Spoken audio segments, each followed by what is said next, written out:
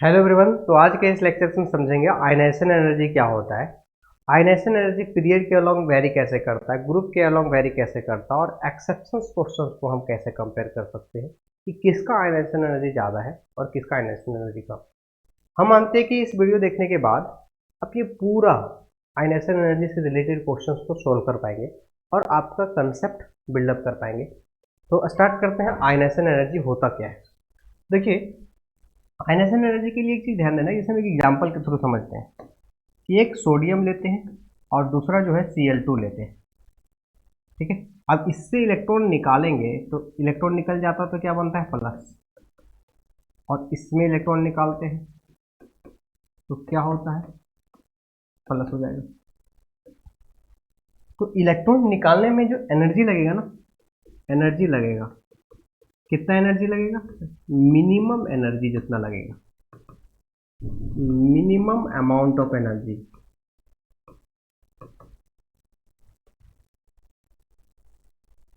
यहाँ भी एनर्जी लगेगा तो यहाँ भी मिनिमम अमाउंट ऑफ एनर्जी। तो किसी भी यहाँ पे, और ये क्या होना चाहिए, ये बहुत इंपॉर्टेंट है। पहला क्या होना चाहिए, गैस होना चाहिए। दूसरा क्या होना चाहिए, आइसोलेटेड होना चाहिए। और तीसरा क्या होना चाहिए, आपका 1 मोल होना चाहिए। 1 मोल उतना ज़्यादा इंपॉर्टेंट नहीं है, लेकिन ये ज़्यादा इंपॉर्टेंट है। तो यहाँ पे क्या इसका डिफिनेशन देंगे, 1 मोल आइसोलेटेड गैस स्पीसीज से, 1 मोल आइसोलेटेड गैस स्पीसीज से इलेक्ट्रॉन निकालने में जितना minimum amount of energy use होगा उसको हम क्या बोलेंगे, आयनाइजेशन एनर्जी। ध्यान से समझिएगा हम क्या बोल रहे हैं।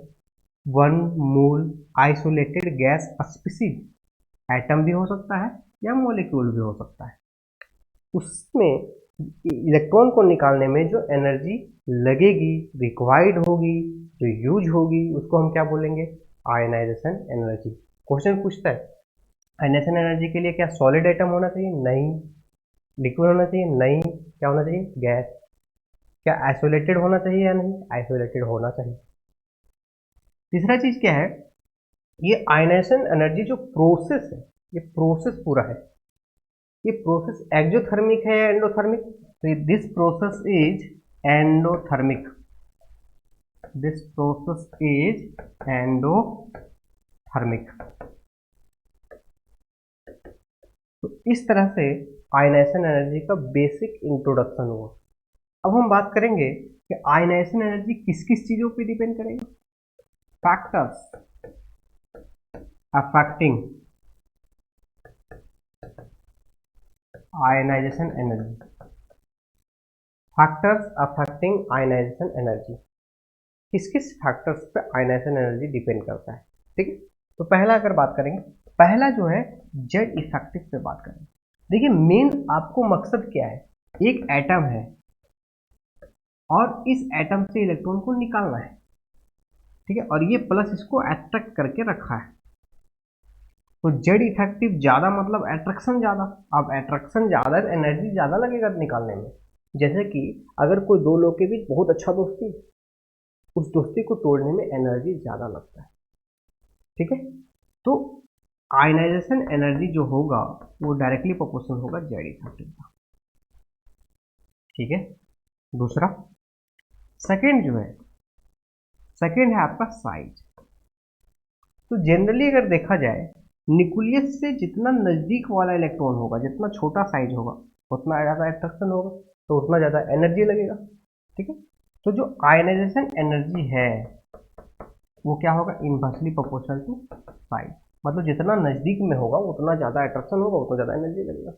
देख, जैसे हम एग्जाम्पल समझ सकते हैं कि चोरी करना कहाँ आसान है, पुलिस स्टेशन अंदर जा करके या जंगल में।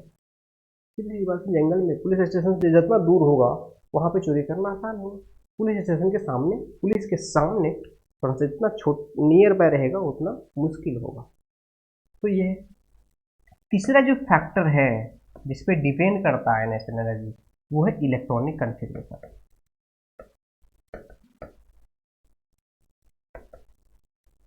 इलेक्ट्रॉनिक कन्फिग्रेशन, इलेक्ट्रॉनिक कन्फिग्रेशन मतलब क्या, कि अगर s का इलेक्ट्रॉन निकाल रहे हैं तो उसमें ज़्यादा एनर्जी लगेगा, then p, then d, then f। क्यों? क्योंकि न्यूक्लियस से जो ना एस सामने रहता है, जैसे ये एस है, पी थोड़ा सा दूर चला जाता है, डी और दूर चला जाता है, डी और दूर चला जाता है, एफ की बात करें तो और दूर चला जाता है, ठीक है, तो दूर चला जाता है। तो उस तरह से एस से इलेक्ट्रॉन निकालने में एनर्जी ज़्यादा लगेगा, ठीक है, then P then D then F, ठीक है। उसके बाद आपको समझना है जो सिमेट्रिकल होगा, सिमेट्रिकल होगा और दूसरा अनसिमेट्रिकल होगा। सिमेट्रिकल से आपको एनर्जी ज़्यादा लगेंगे देन अनसिमेट्रिकल। जैसे कि अगर मान लो P3 और है P4, P3 में क्या है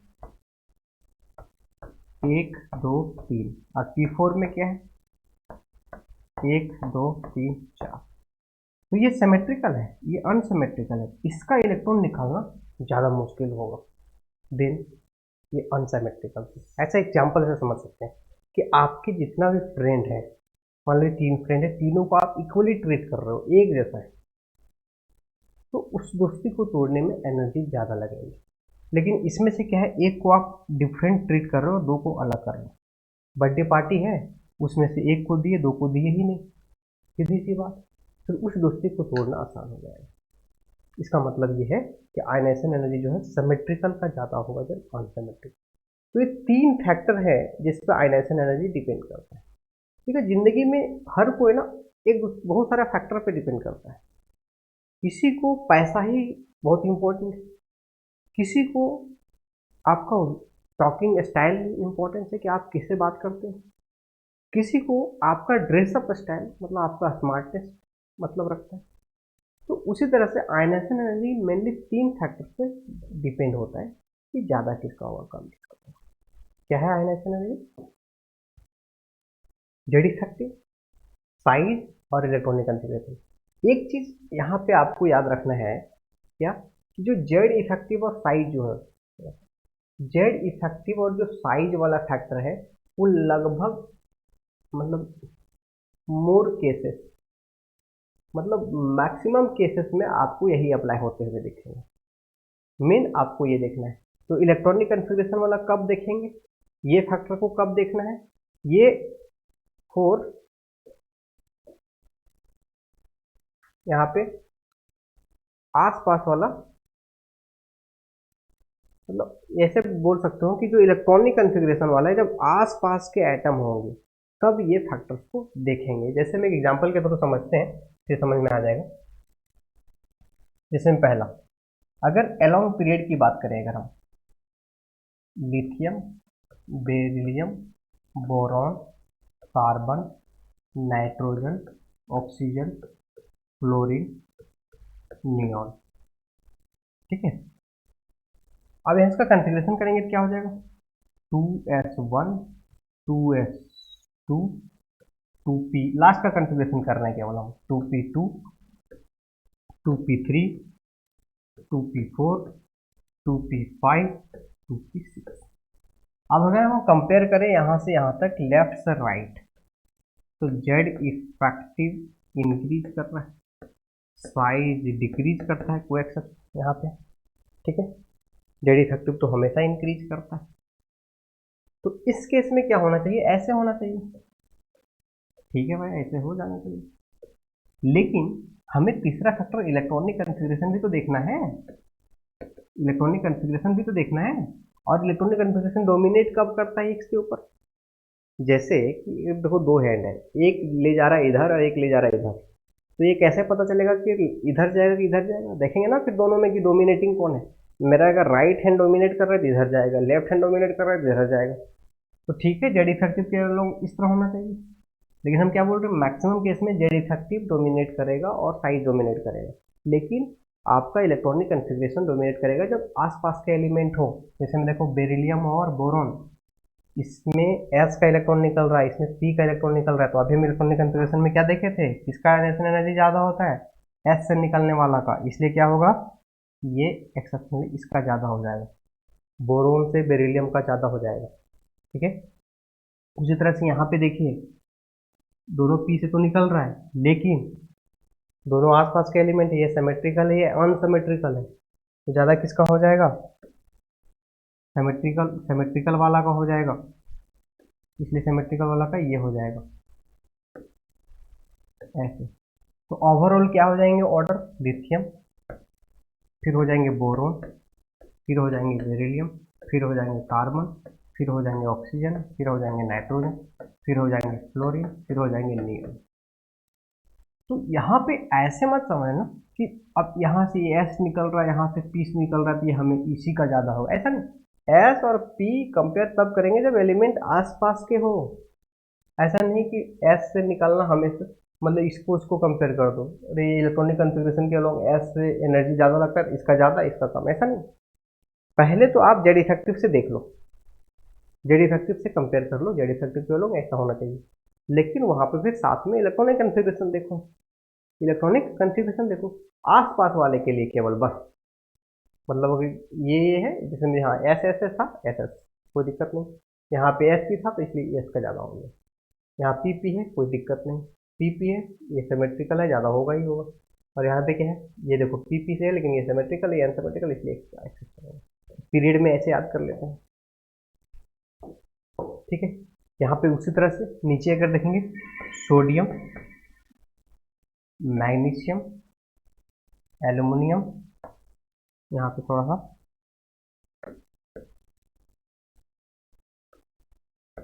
sodium, magnesium, aluminium, silicon, phosphorus, sulphur, chlorine, argon, same reason same explanation के साथ ये ऐसे हो जाएगा, ये ऐसे हो जाएगा, ये ऐसे हो जाएगा, ऐसे ऐसे ऐसे ऐसे ऐसे, मतलब नाइट्रोजन के नीचे यहाँ पे नाइट्रोजन का एक्सेप्शन होता है, नाइट्रोजन के नीचे फास्फोरस का एक्सेप्शन, यहाँ बेरिलियम का एक्सेप्शन होता है, बेरिलियम के नीचे मैग्नीशियम का एक्सेप्शन एल्युमिनियम से ज़्यादा हो जाएगा।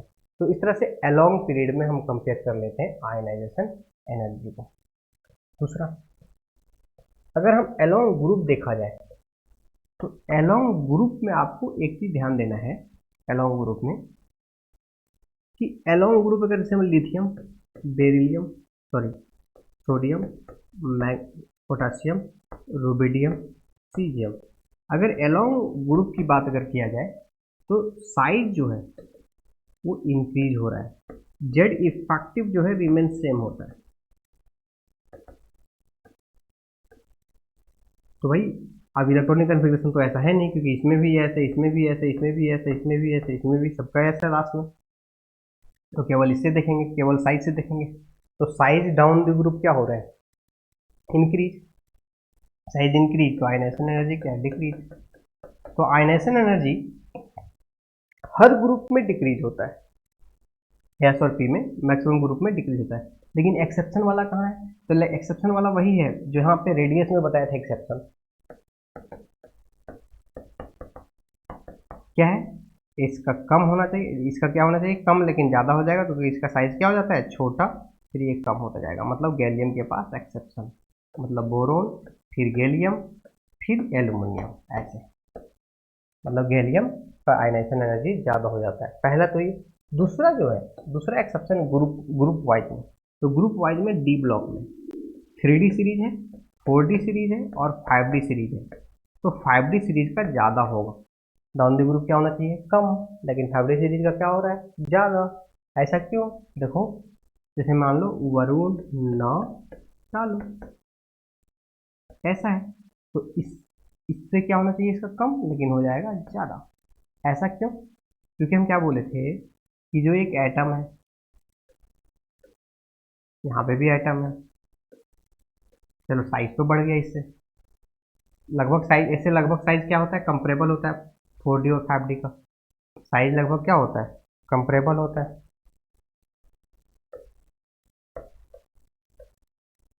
साइज लगभग कंपरेबल होता है। तो इसमें क्या है, इसमें आपका 3D है, 4D है, और इसमें आपका 5F आ जाता है, 5F आ जाने के कारण अब हम बोले थे कि जब लास्ट वाला इलेक्ट्रॉन के लिए अट्रैक्शन की बात कर रहे हो और बीच में F आने के कारण, बीच में F आने के कारण स्पेस काफ़ी खाली हो जाता है, क्योंकि F जो सेल होता है वो ऐसा होता है, मतलब ऐसे ऐसे, मतलब बहुत सारा स्पेस होता है और उसमें 2 ही इलेक्ट्रॉन होता है, अब इलेक्ट्रॉन दो ही है, स्पेस ज़्यादा है, तो इस जब यहाँ स्पेस खाली हो गया एटम के भी अंदर, तो जो बाहर वाला इलेक्ट्रॉन है वो ज़्यादा अट्रैक्ट होगा न्यूक्लियस के ऊपर। ये इसके सारे डिटेल वीडियो लास्ट लेक्चर्स में डाल दिए हैं, उसको देख लीजिए एक बार तो समझ में आ जाएगा जेड इफेक्टिव वाला। तो इसका अट्रैक्शन न्यूक्लियस की तरफ ज़्यादा हो जाएगा, इसका मतलब क्या है, आयनाइजेशन एनर्जी बढ़ जाएगा। तो एफ ऑर्बिटल इन्वॉल्वमेंट के कारण, जिसको बोलते हैं lanthanide conduction, F orbital involvement के कारण इसका आयनाइजेशन एनर्जी ज़्यादा हो जाता है। जिसको आप ऐसे याद कर सकते हो, एलोंग पीरियड जो है बेन में एक्सेप्शन है। क्या है, बेन में, बेरिलियम के पास और नाइट्रोजन के पास, बेन में एलोंग पीरियड, बेन में एक्सेप्शन। एलोंग ग्रुप क्या एक्सेप्शन है, गैलियम और 5d में, 5d सीरीज में गैलियम और 5d। देखो एक आपको थिन लाइन, हम बार बार बोल रहे हैं थिन लाइन में आपको यादें रखने पड़ेंगे, तब आप फास्ट बन पाओगे, नहीं तो सोचते रह जाओगे ऐसे था, अट्रैक्शन था तो ये था, ऐसे करके बहुत टाइम चला जाएगा, फिर आपका क्वेश्चन बहुत टाइम लगेगा बनने। आपको एक थीन लाइन याद रखना पड़ेगा, थीन लाइन लिखना पड़ेगा, जिससे कि आप स्टैक करो क्वेश्चन को, ठीक है। तो इस तरह से एलोंग पीरियड में क्या हुआ, एलोंग पीरियड में आपका बेन के पास एक्सेप्शन है, मतलब बी और एन के पास एक्सेप्शन है। एलोंग ग्रुप में आपका गैलियम और आपका 5d सीरीज के पास एक्सेप्शन। अब हम थोड़ा सा और बात करते हैं इसके बारे में। अब हम थोड़ा सा कंपेयर करते हैं, हमें समझ में आ गया आयनाइजेशन एनर्जी किस किस चीज़ों पे डिपेंड करता है फैक्टर। तो अगर हम बात करें लिथियम और बेरिलियम, ठीक है, या तो फिर इससे पहले इसको बात करते हैं कि अगर कोई भी, जैसे मान लो Fe है, इससे एक इलेक्ट्रॉन निकाले तो क्या हो गया Fe प्लस, ये भी गैस है, ये भी गैस है, और फिर Fe प्लस से इलेक्ट्रॉन निकालेंगे तो क्या हो जाएगा Fe2 प्लस, और जब Fe2 प्लस से इलेक्ट्रॉन निकालेंगे तो क्या हो जाएगा Fe3 प्लस। तो देखो अब इसमें कंपेयर करो, जेड इफेक्टिव क्या बोले थे, प्लस बढ़ते जाएगा जेड इफेक्टिव बढ़ेगा, तो जेड इफेक्टिव किसका ज़्यादा है, इससे इसका ज़्यादा है, इससे इसका ज़्यादा है, मतलब जितना ज़्यादा रैकेट है। तो पहला जो एक न्यूट्रल एटम से जो इलेक्ट्रॉन निकाला जाएगा उसको बोलेंगे first ionisation energy, ionisation energy first, और दूसरा इलेक्ट्रॉन जब निकाला जाएगा तो उसको बोलेंगे आयनाइजेशन एनर्जी सेकेंड, और जब तीसरा निकाला जाएगा तो उसको बोलेंगे आयनाइजेशन एनर्जी थर्ड। तो क्या देखेंगे, जेड इफेक्टिव किसका ज़्यादा है, इसका इसका इसका। हम बोले थे पॉजिटिव जितना ज़्यादा होगा जेड इफेक्टिव उतना ही ज़्यादा होगा। पहले का लेक्चर सबको देख लेना होगा, तब ये ज़्यादा समझ में आएगा। इसलिए लेक्चर नंबर 1 जेड इफेक्टिव देखो, फिर उसके बाद साइज देखें, फिर आयनाइजेशन एनर्जी देखें। तो इसका आयनाइजेशन एनर्जी मतलब आयनाइजेशन एनर्जी थर्ड ज़्यादा होगा, देन सेकेंड, देन फर्स्ट। इसको ऐसे समझ सकते हैं, किसी एक घर में आप पहली बार चोरी करने गए तो आपको कम एनर्जी लगेगा, जब दूसरी बार गए तो उससे ज़्यादा एनर्जी लगेगा, और जब तीसरी बार जाते हो ना तो उससे ज़्यादा एनर्जी लगता है, जब चौथी बार जाते हो तो उससे ज़्यादा एनर्जी लगता है। उसको बोलते हैं कंसेक्यूटिव आयनाइजेशन एनर्जी जो है, कंसेक्यूटिव आयनाइजेशन एनर्जी जो है वो हमेशा इंक्रीज करते जाता है, लगातार बढ़ते जाता है। कंसेक्यूटिव आयनाइजेशन एनर्जी लगातार बढ़ते जाता है, क्यों, क्योंकि जेड इफेक्टिव बढ़ता है, क्योंकि अट्रैक्शन बढ़ता है। चलिए ये चीज़ समझ में आ गया होगा। अब हम बात करते हैं थोड़ा सा और डिटेल। अब जैसे मान लो कि लिथियम है और बेरिलियम है, तो हम बात करते हैं लिथियम और प्लस और बेरिलियम प्लस, कंपेयर करेंगे। अब इसका कन्फिग्रेशन करेंगे तो क्या होगा 2s1, इसका कंपेयर करेंगे तो क्या हो जाएगा 2s2, जब लेकिन इसका कन्फिग्रेशन करेंगे तो क्या हो जाएगा 1s, सॉरी 2s2, एक थोड़ा गलती है, इसका कन्फिग्रेशन करेंगे तो क्या हो जाएगा 1s2, और इसका कन्फिग्रेशन करेंगे तो क्या हो जाएगा 1s2 2s1। तो अब ध्यान से समझिए, यहाँ पे क्या है SS से निकल रहा है, SS से निकल रहा है, तो इसमें क्या है एनर्जी किसका होगा, इसका ज़्यादा होगा, ये लिथियम के बाद बेरिलियम है फुल्ली फुल। लेकिन इसमें देखिए, इसमें 1s से निकलना है, इसमें 2s से निकलना है, तो एनर्जी किसमें लगेगा 1s में लगेगा। तो इस तरह से आयनाइजेशन एनर्जी को समझ पाए। नेक्स्ट क्लास में देखेंगे आयनाइजेशन एनर्जी का एप्लीकेशन, ठीक है।